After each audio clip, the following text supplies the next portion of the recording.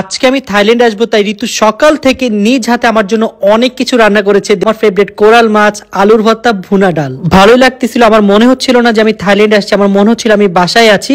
So এখন আমি ঋতুর হাতে রান্না ট্রাই করে খেয়ে দেখবো যে কেমন হয়েছে। এটা অনেক বেশি মজা হয়েছে, বুঝাই যাচ্ছে না যে ঋতু একেবারে নতুন রান্না শিখেছে। বেস্ট সারপ্রাইজ, চলে আসছি আমি। নাটক কম কর, আমি বাংলাদেশ থেকে আসছি। বুঝলাম না, আমাকে দেখে কি তোমরা একটু খুশি হও নাই?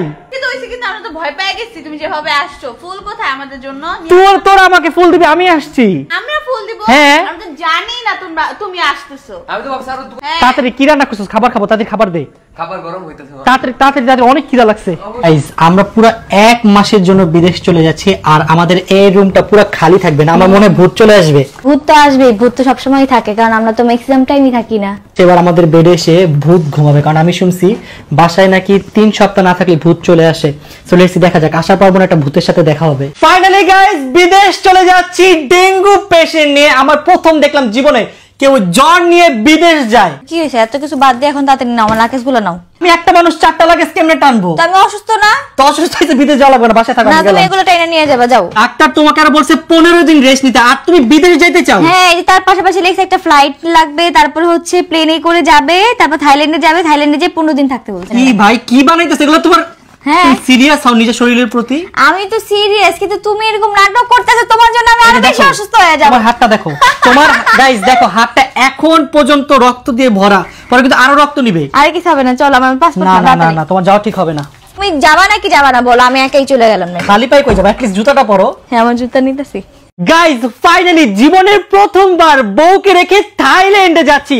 তুমি নিজে টেক কেয়ার করো, ওকে? এটা তুমি স্বপ্নেও ভাইবো না যে আমাকে রেখে তুমি আস্তে আস্তে আস্তে রেস্ট করো। আরে কোনো রেস্ট লাগবে না, আমার কোনো রেস্ট দরকার নেই, আমার ঘোরা দরকার। গাইস, আমি আমার ভাই থাকলে আমি যা ছিলাম তাই আমাকে কিনে দিত, কিন্তু এই শয়তান ছেলেটা আমাকে কিছু কিনে দিতেছে না, ইভেন কিনতেও দিতেছে না।